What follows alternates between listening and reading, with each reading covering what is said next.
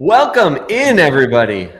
Hope you're doing well. I was Kenny, while the countdown was going down, I was like, I got to tell that story from the living room situation to start it off that we just talked about on the other one. You'll know what I'm talking about in a second. I think one of the things biggest things that a lot of people when they're new to real estate photography are afraid of is making mistakes. And like everybody who's been in this business has made a huge mountain of mistakes. They're always solvable. It's never a big deal, but it just feels scary when you're going into it. So this is kind of a funny mistake, but just one of the huge pile that I've personally made. I went out, this was after my business had grown pretty significantly. So we had 4-ish photographers, I think, at the time on our team. And I was still doing shoots because I didn't know how to run a business well at that point. And so I went and did a shoot, and it was a bigger house. So it had like an upstairs living room and a downstairs living room. So I went and I shot the whole house, and the owner was sitting in the living room and she was just like sitting on the couch. And so I shot the entire house, and I went to go shoot the living room, and I was going to tell her, hey, could you move? I just got to shoot this room. But I was like in go mode. My brain wasn't working fully. I went in there and I was like, all right, well, I'm all through, and like shook her hand and was like left, and then sent the photos. And the agent goes, really nice guy. His name's Gavin, and one of our long-term clients. And he goes, Eli, you're missing the living room. And I was like, oh, no worries, Gavin. And this is not the mistake. You think this is the mistake. I'm just getting started. So I was like, no problem. I'll get one of our photographers out there. So I called Trent, and Trent now runs Norman & Young day to day. So he was a photographer at the time. I said, Trent, I need you to go out and shoot this living room.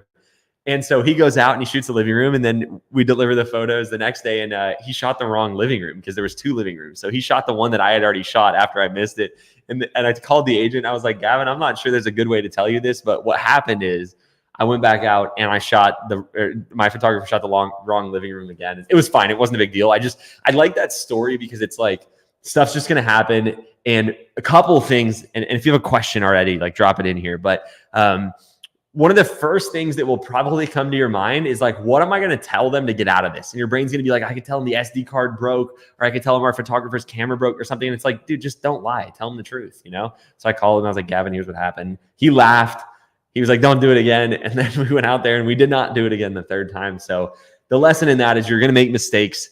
You can actually make a lot of friends in this business, more friends by how you handle mistakes. And by friends, I just mean clients that like you and, hopefully will refer you and you have a good relationship with. You make deeper client relationships when you make a mistake and fix it well than had you never made that mistake. I made a lot more mistakes than just that one too. I mean, shoots were on schedules. We didn't go out, got misbooked. Shot the wrong house, shot the neighbor's house, including going inside the neighbor's house and shooting it because it had the same combo code, just stuff like that. So don't be afraid of that. It happens. Don't let it happen. I mean, try not to, but anyway, welcome in. Before we get started, in typical fashion, comment any wins you have from the week or where you're at in the process. If you're just starting, you already have a real estate photo business, give us the full update and we'll go from there. But we're not going to answer any questions until we get some wins and some introductions in here. So introduce yourself, where your business is at, geographically, how far you are in the process, and if you have any wins. While we wait for that, going back to your story, I think what a lot of us will do is overthink and think that the agent's going to be extremely pissed at us, so we try to make an excuse. But the moment that you're just like, hey, I messed up, they're like, all right, well, it is what it is. And you're just like, oh, thank goodness. It's not that bad. So it's not, dude, even though, I mean, like there's different categories of mistakes. So if it's a mistake based upon ethics, it's going to be a problem. So if you stole something, but you can control whether you steal something, right? So like if it's a genuine mistake that doesn't call your reputation into question, it's not going to be, I mean, it might be a problem, but it's not a problem you can't fix.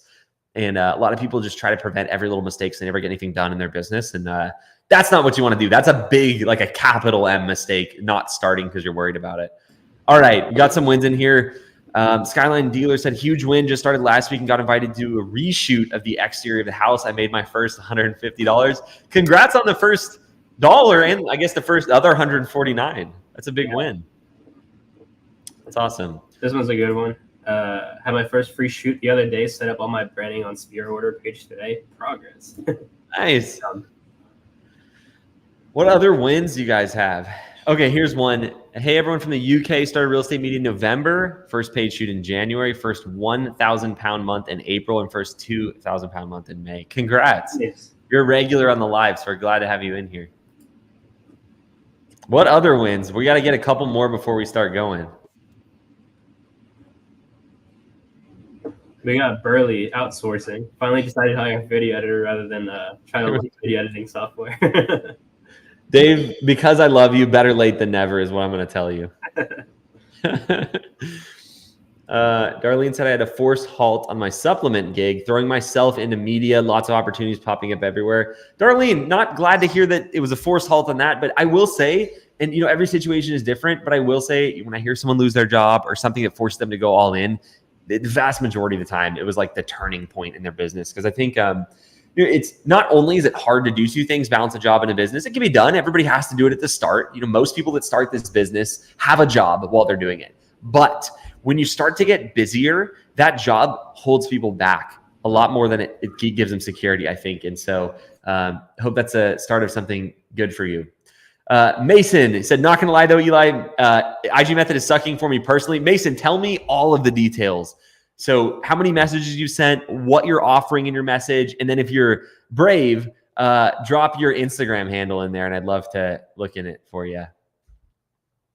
There's a lot that goes into the Instagram method. It's one of those things that if you do it perfectly, and not perfectly, you do it really well, it gets a lot of results. You miss some key things, you get almost nothing. So there's a lot of nuance to it. And I'd love to jump in that with you, Mason. All right, let's see. Here was one. Where did it go? No, not this one. We already did this one. Hold on, I'm scrolling down. Received my first shoot back from my editor, and I'm thrilled. Taking me way too long for the shoot. Need to speed that up. Yeah, I mean, on the property, for your first 50 shoots is going to take you way too long, but working to speed it up is all you really can do. Give yourself an hour and a half, 2 hours for the first few, and then you'll move that down to like 45 minutes. And good job for outsourcing. Yeah. Yes. Also that. Shout out to you for that. All right. Inland Northwest Design said, based in rural area north of Spokane, Washington, eastern part of the state. First year in business and been going well. First 10K month. Had plenty of 2K months in the first 12 months. Congrats. That's amazing. I always like to say this, like, we have coaching. We help people through the process a lot. We speed up that process. But what I want everybody to know is that it took me like 2 years to get to this same level. So like, a lot of people, I only did 2K my second month. And I'm like, only two. Like, I would have been so excited with 2K. And I'm not saying that to let you off the hook, because I made way more mistakes because I didn't have the resources you guys have available. Not letting myself off the hook. I was also just dumb too.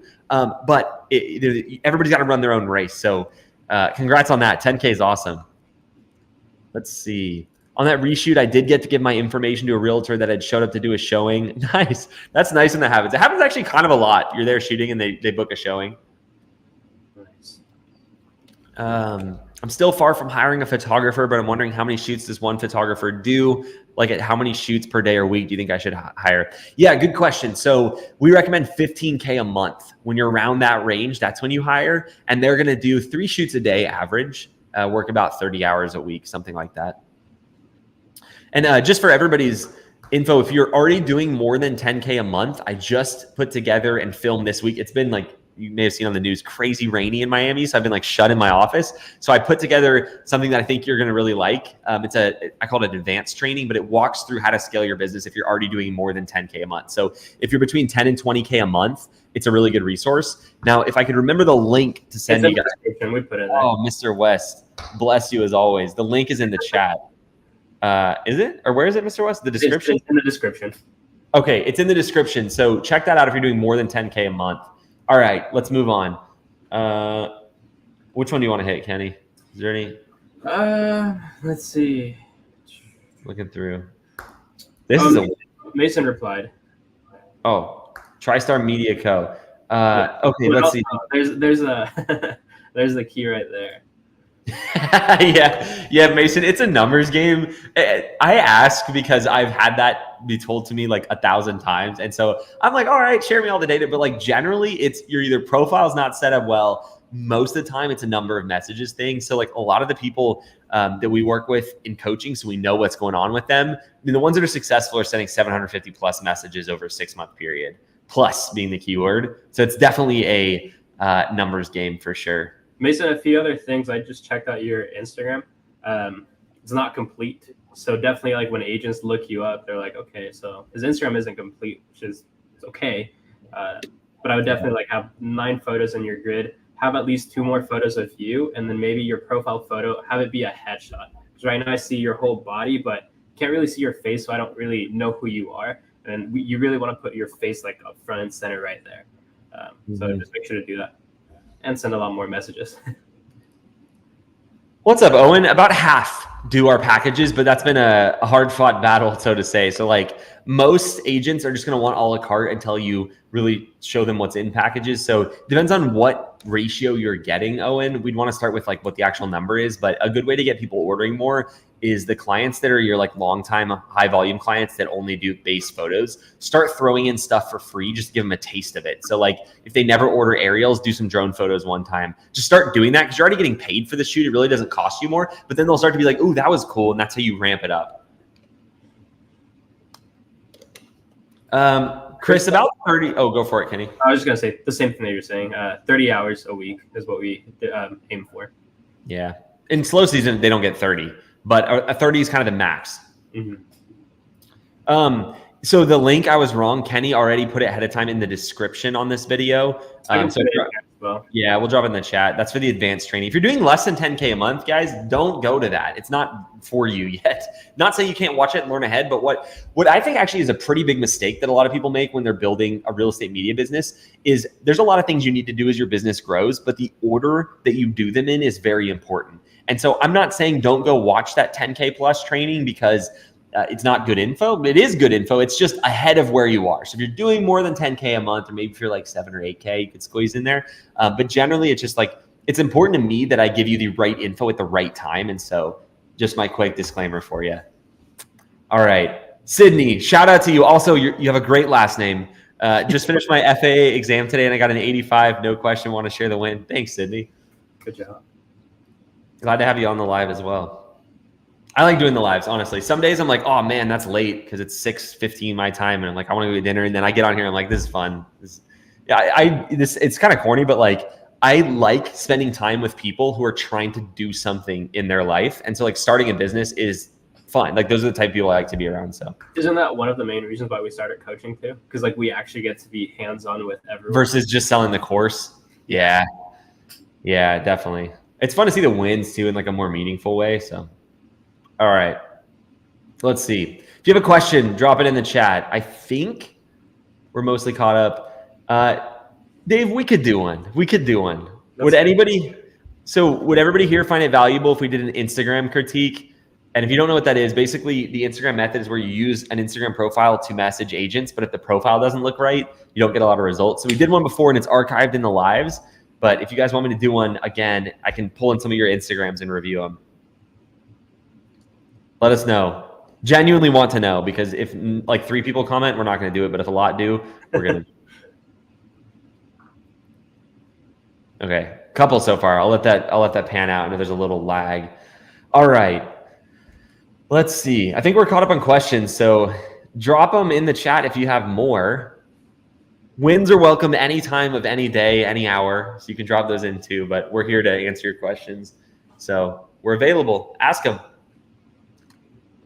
Any lessons we learned from clients this week that we should dive into while we're waiting for questions, Kenny, that you can think of? That's some cool wins. Yes. I mean, so yesterday during my group call, we had one of our students that's about to graduate, I would say.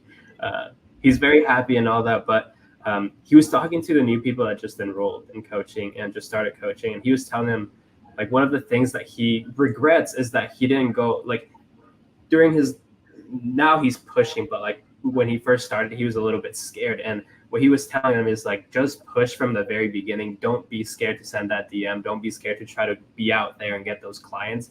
I regret it. Like, I'm doing fine now, but, I don't know where I would be if I would have been, if I would have just pushed from the very beginning, not be afraid, and everybody was grateful. So yeah, just don't be afraid and just do it. And it makes sense why people are scared. If you've not heard the term imposter syndrome, it will probably if you look up what is imposter syndrome, it will probably describe how you feel. It's when you make the decision, especially if you've never owned a business before, it's only bad the first couple months or weeks, or for the most part. If you've never done this before, doing it is going to make you feel kind of cringy, embarrassed, and you're not going to want to do it. You're going to be like, oh, who am I to do this? I've just worked a job. I don't know if I'm meant to. Your brain is just going to like play this loop of all this stuff that makes you hesitate. And that's why I would guess this guy didn't go all in the first month or two because he felt that. And once he got past it, he's like, dang, what was I thinking? But in the moment, it feels so strong. I remember, I've told this story, but one of the biggest times I felt it was when I was first getting started, and I ordered business cards, and I got business cards in the mail. It's like one of those packages where you like pull the cardboard tab, and like the second I opened them and pulled out the card, I was just like, what am I doing? Like, who am I? I'm starting a business, And so I would just say that feeling, everybody here is going to get that, or has gotten it, or is lying. And so it's one of those really common across the board things. And the cool thing is, the only way to get over it is just to do it, and then you don't feel it anymore. So like nothing will trigger that in me unless here's the cool thing. Nothing will trigger that in me that I've done before. I remember I felt it most recently, I think, when we did a conference for the first time in 2022. And it was like that feeling came back. I was like, who am I throwing a conference? I have all these people flying in. We have speakers. We have a stage and a DJ that didn't do a good job, but that's another story. And I was just like, man, who? And then I felt that for like the week before the conference. And then the conference went great. And then the next year we did it again in Vegas, and I felt it for like 30 minutes the night before, and it went great. And so that feeling fades away if you take action. And so the fastest way to not have that is just, there's nothing special about any of us that own real estate media businesses, right? We just took action and started working towards it. So taking action is definitely like something you need to do. Isaiah and I were talking, and like we were saying, the biggest regret that we feel is when we, months pass and we're just like, damn, we actually could have been doing this stuff. It's never from actually taking action. Even if you fail, whatever that means, you only fail if you stop or quit. But like, even if it's not going to how you planned it to, you already started. You're ahead of the person who's just thinking about it. Who has been thinking about it for years. So that's what I would say. Well, it's interesting too, because I think there's a lot of like big picture thinking about starting a business. Most people have heard a lot of bad advice about starting a business from people who haven't started businesses, right? Or started the wrong type of business. Like you'll hear people, oh, it's risky and all this other stuff. And sure, I mean, there's risk in anything. There's risk in having a job, because if your boss wakes up and doesn't like you, you don't have a job anymore. But, I think the risk is relative. And I think within businesses, there's different risk categories. Like starting a restaurant, about as risky as you can get. It's over a 90% failure rate. So like that's crazy. And you have to rent the restaurant. You have to hire a ton of people right out of the gate. Real estate media, lawn mowing company, like basic service businesses, you don't rent anything. The equipment you buy is pretty cheap. And there's the margins didn't work, I'm out of business. And so like my advice, whether you start a real estate media company or not, up to you. I mean, if you're here, you're probably interested, but like start, if it's your first business, with the service business. Service is the easiest type, and then selling a product gets a little harder, and then manufacturing a product is generally thought of as the hardest type. And so just something to keep in mind. There is a REPP conference this year. It's going to be in Las Vegas. It's in November. It was scheduled to be at the Mirage Hotel, and then the Mirage Hotel announced that they are closing. So we're moving it to one of the nearby hotels, but it's mid-November in Vegas, and we'll blast out more info as it gets closer. Sydney said, I do have one question. Is December a bad time to start coaching? That's the slow season. So I'm curious about how outreach would be then. Just curious. Yeah, I mean, there's benefits and drawbacks to every season, Sydney. In slow season, more agents are responsive. They just don't have as many listings. Whereas in busy season, they're less responsive because they're out working, so they don't see your messages much, but they have listings. So there's not you got to start in the time frame that works for you. My general advice is it's a bad time to wait. And I'm not saying just for coaching. Like if you want to start this business, waiting for any time of year is a silly game. It won't help you, because it's 6 months till busy season now, and then when you're in, or till slow season, then when you're in slow season, you start and you get into busy season as you ramp up. So I just generally, coaching or not, wouldn't recommend waiting. I don't think that helps anybody. Now I get that there are circumstances you got to move in 3 months or something, but even if that's the circumstance, like you have 3 months to start planting seeds. So that's how I would look at it. Yeah, good question. Why'd you move out of Texas if you have your business there? I understand you basically don't manage the company fully anymore, but you are still the face of your company.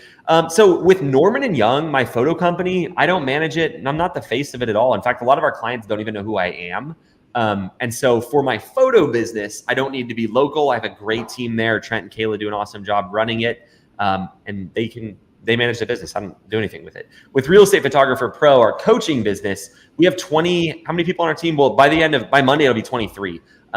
They're spread out everywhere, right? So we have some in Ohio, Pennsylvania, California, Florida. Like our team's all remote, and so I can live anywhere. So live in Florida where it's currently pouring rain and flooding. That's a cool a real estate media business compared to like other types of photography is I think it is easier to scale because it's not so dependent on style. Like at all real estate photography is kind of the same style. Like you just have to learn how to do that and you can replicate it. So for me, that was important because I didn't want to have to be always shooting. It's fun at the start and some people love it long term. I just always had goals and wanted to scale my business.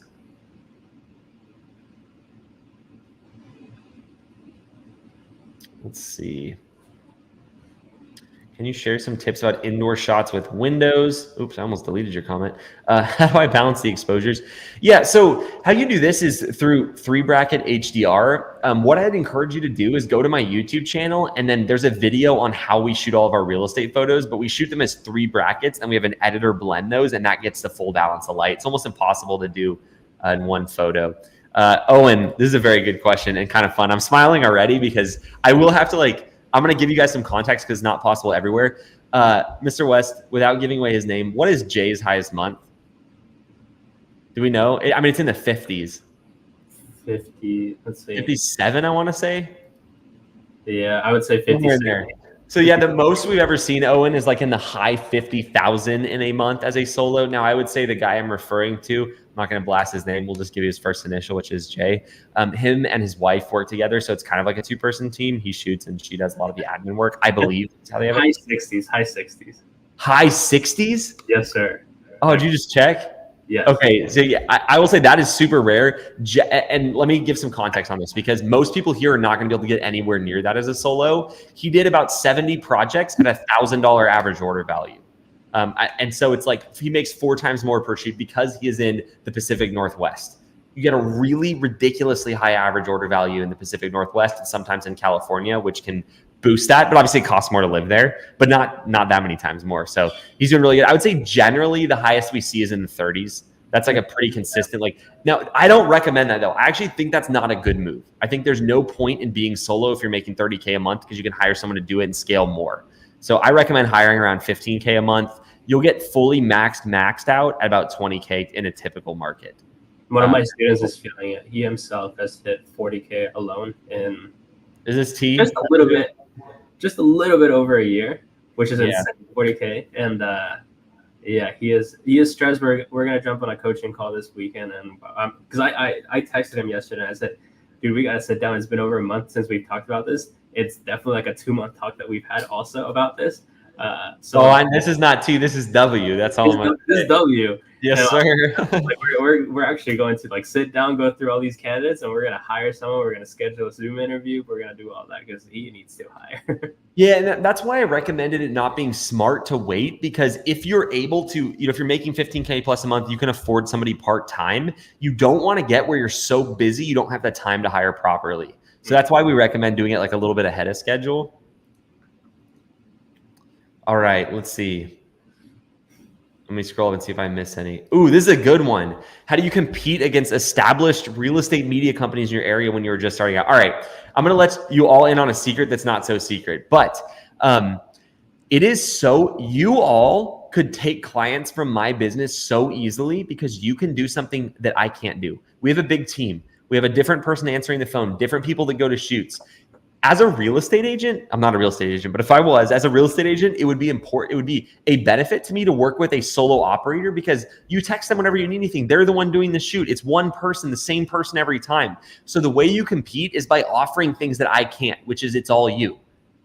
That's a really attractive value proposition. Now I can offer things you can't, which is if they need 20 shoots done tomorrow, my team's got it covered. And so there's a balance, but it's a mistake to think that it's going to be hard to compete. I actually think the easiest time in your business is when it's just you. It's really easy to get clients because you're able to be very customer service oriented, be the same person at every stage of the process. And it's just, it's a good way to do it, in my opinion. That's the key as well that you just said, be customer service oriented. If you're trying to be different than other companies, don't just be inventing new things and making your videos, photos, and everything more complicated. You just need to focus on being more customer service oriented, giving them the best customer service you can give them. We talked with, actually, he's going to be a coach for us starting on Monday, I believe.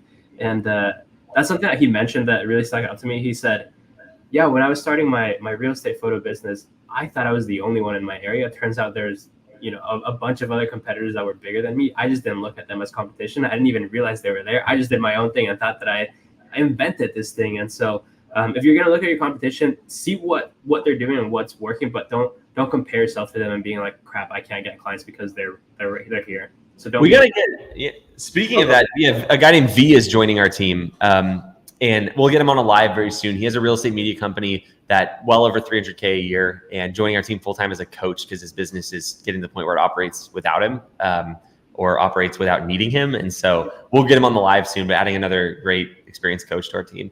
Okay, let's see.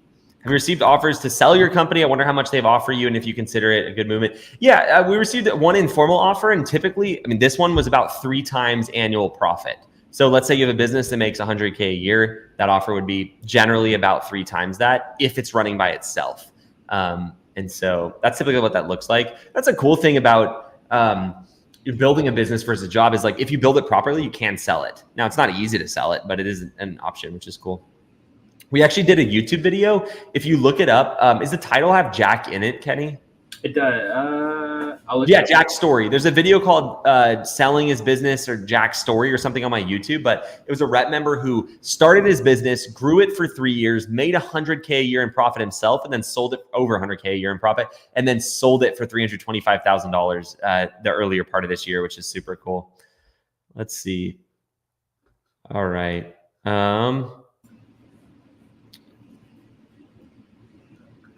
Do you have anyone coaching who's expanded to another town close by or even another city farther away?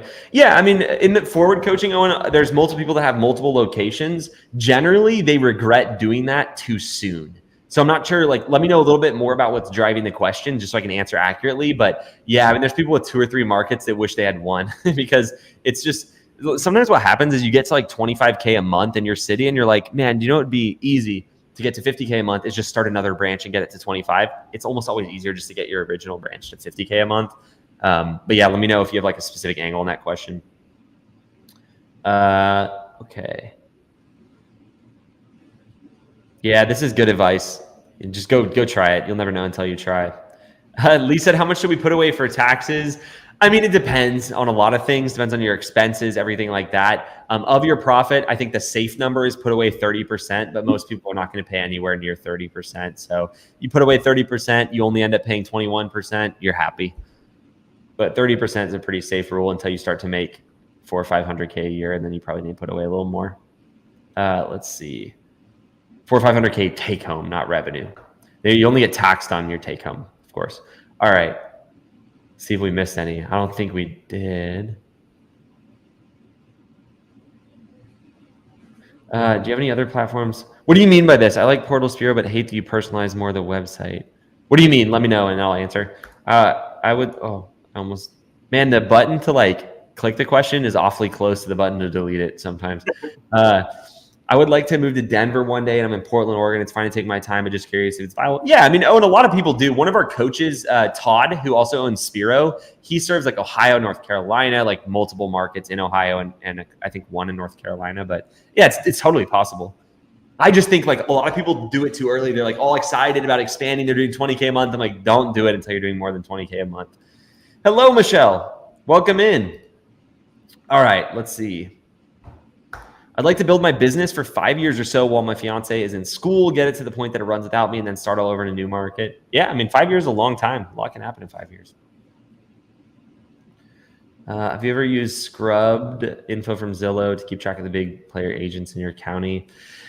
Not really. You can also just ask real estate agents that you have a good relationship with for like the production report for your area, and they'll send it. We asked for that back in the day, but I haven't focused on that a lot. I don't know why. It's a good idea. Mr. Rod, how's it going? Rod would normally be on here. Rod's on our team, our enrollment director, but his birthday is tomorrow, and I think him and his wife are enjoying tonight. But he's here anyway, so welcome in, Rod. Yeah, sneaking away to hop on is the keyword. All right, let's see what other questions we have in here. Is Full Frame Systems or Spiro a better client photo management platform? I mean, I personally think that Spiro is the better platform. That's why we switched our company to that. That's why we work with Todd and his team to make it better. I think it's an awesome platform. We use Full Frame for a long time. Great platform as well. I just think Spiro definitely has the edge. Let's see. Any thoughts on this DJI situation? So yeah, if anybody's seen it, I will just disclaim ahead of time, they have been talking about banning DJI drones. There's been articles and questions about it since I started coaching people in 2019. So I am not super worried about it. If it happens, we'll get another drone, but wouldn't worry about it so much. Do you recommend joining a team? It depends on your goals. So if you just want a job in real estate photography, sure, go work for somebody. But if you're trying to build a business and you want unlimited income potential within reason, you want the ability to work more and earn more and own your business, then you got to start your own business. What I don't think you should do is work for a team thinking that's a good way to get experience to then work for yourself. Like, you don't need to waste that time. They're only going to teach you the photos side of it. They're not going to teach you editing, customer service systems, anything like that. So to me, it doesn't make sense. But if your goal is just to have a job in real estate media, it's awesome. Like, a lot of the photographers that work with us, they're in school or they're doing something else for their career. It's just an awesome job in the meantime. And so, like, you have to decide kind of what you're looking for, but generally you don't want to use it as a prerequisite. Let's see. All right. Let me skim through questions here, make sure I didn't miss anything. Oh, and yeah, good question. So are you talking about like adding new services or like websites and stuff like that? Or what are you talking about specifically? Just let me know and I'll be happy to answer that for you.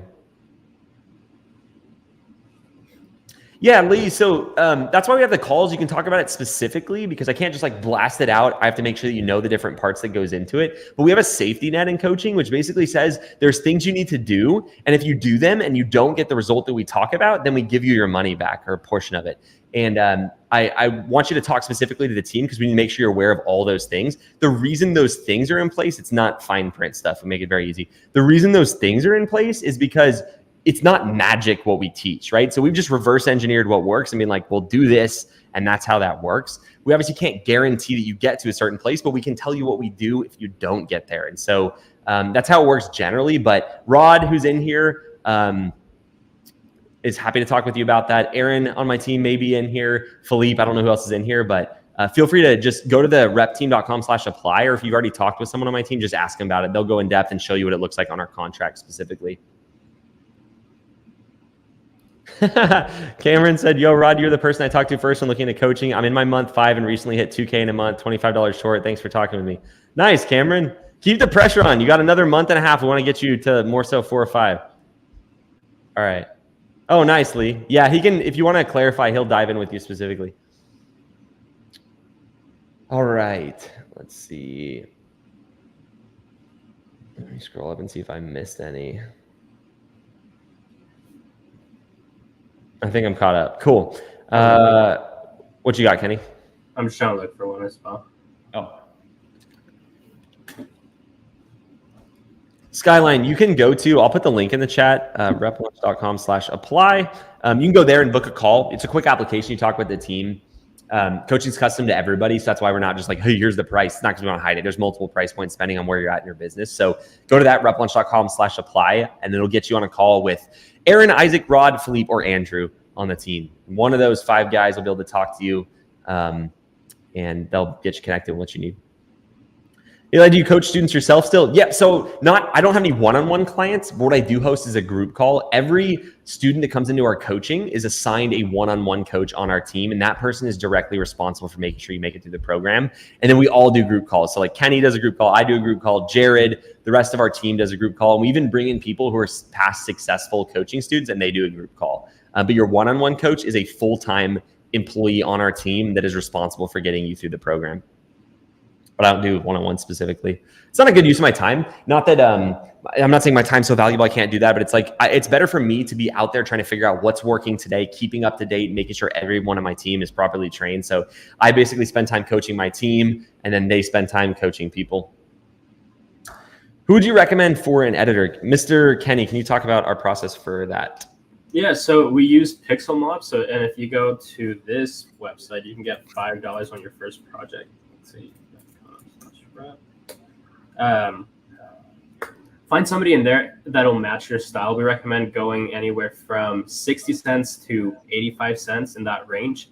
Anything over that, it's too expensive. Anything under that, you're going to pay what you get or get what you pay for. So I pulled an Eli right there from the very first.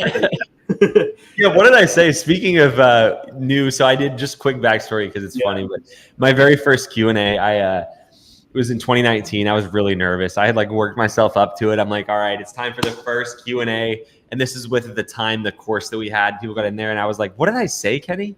You're like, make sure to comment your questions, or put your questions or comments in the questions or something. Yeah. But it was like, I just fumbled my words like right out. I was like, what's up, everybody? And then just immediately messed it up. So good. Here we are. What is it? 5 years later, getting better at Q&As, but not perfect. All right, let's see. Yeah, Mini 3 is perfect. You can totally get away with it, Jacob.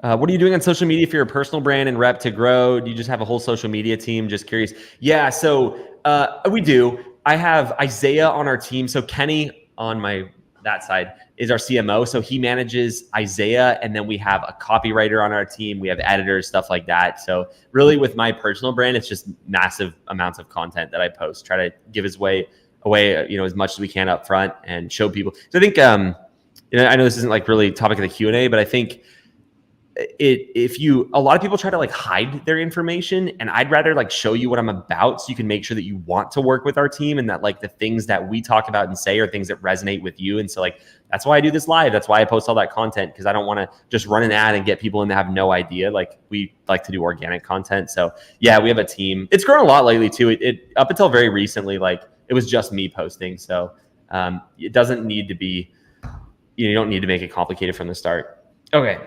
Let's see. What hostings do you use before Spiro? I'd like to have a website with more personalization. Yeah, so go for it, Kenny. I would say, and not to sound very mean, I think the only person that's going to care about the website is you. The agents, like our agents never go on our website. The only reason why they do that is to go on Spiro and then order. That's what we recommend, like our students using Spiro's marketing website and just putting all your portfolio in there. Yeah, you can't customize it like you would a normal website like Wix or Squarespace or any of those platforms, but you don't need to. You don't need to. A lot of people just waste their time. Not saying that you're doing that right now, but a lot of people just spend a ton of hours and a lot of their time in that when they could just be trying to get clients rather and have a simple website that shows exactly what they do, because that's what the clients care for. They're like, if you do a great job, that's all they care for. They don't care about like the stuff that you did on your website to make it look professional and whatnot. But that's my take on that. That's good advice. I spent so much time on my website when I was first starting, and now in coaching, we recommend you use an Instagram account paired with Spiro, no website. Yeah. And the other guy, Edwin, who was just on my live here on YouTube, you can go watch it. He was talking about he got to like 10K a month or more than 10K a month. He doesn't have a website. He's never used any photo editing software. It's just like it goes back to something I talk about a lot, which is when you're starting a business, there are so many things that you could do. So how do you figure out what you should do? So it's like your goal, and this is the quote I like, is you have to deploy you have to deploy limited resources. You have limited time, limited money, limited brain power, everything like that, right? We all do.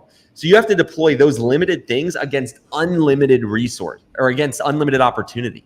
Right? There's a million things you could do. So as a business owner, if you want to grow fast, you have to say, hey, out of all these things I could do, what are the few that I should do? And I don't think a website ever makes it into that, is my opinion. And the only reason we did that at Norman & Young is because I did it back in the day and it's there. I would never recommend spending time on that. I know it looks cool, but no one goes to it. The only reason they go to the website is to click on the order form and then it redirects them to Spiro. So that is hosted through Kajabi. You don't need to build in Kajabi. It's expensive. You can use Wix, everything like that. We used Wix before. I would just really encourage you not to spend any time on your website. It makes you feel good, but it's like a vanity thing. Your clients don't care. It makes no difference to them. They're going to go from your Instagram to your order form. I tell that to people when they ask me, it's like, oh, but you guys have a website. And I was like, that was Eli's mistake. Yes, I already paid that price. If it's there, leave it. But when I was first starting my business, this is the earlier version of this website, but I thought a website was very important. I thought that's what all professional businesses do, right? And so I worked as an EMT at the time, and I literally spent the time between waiting for calls building that stupid website. And I'm like, if I would have just spent that time working on getting clients instead of wasting my time on the website. The thing is, I felt productive. I was like, look at me, I'm working my job and getting paid my 12 or whatever it was an hour, and I'm doing my website at the same time. And I was like, this is productive. I'm like, well, it's not productive if you're working on the wrong thing. So I know we're like beating you up on this topic, but like, take my experience into account. Don't do what I did, or you won't grow. Like you'll grow faster than me if you don't do what I did. I did so much stupid stuff. I currently have a domain to business email using Wix, no website. Yes, Cameron, you did it perfectly. That's what you're supposed to do. We want to get the domain so you can have like Cameron@blankmedia.com, you know, which you did. And in order to, get that email, you need to have the domain. But yeah, you don't need a website. Good on you for not doing it. Just focus on client acquisition. All right. Well, thanks for being here today, everybody. We're signing off for the night. We talked about it a little bit, but we'd love to work with you in coaching, or at least talk with you and see if we're a good fit for you and if what you're looking to do aligns with what we help people with. So you can hit the link there. You get in a call with Rod, Carl, Philippe, Andrew, or Aaron or Isaac on my team, and they'll be able to help you with the specifics and talk about what coaching would look like for you, because we have different programs, whether you're just starting or you already have a business, that kind of stuff. So anyway, we'd love to talk with you on there. Have a great rest of your night. Kenny, thanks for joining, and we'll see you guys later. Have a good night.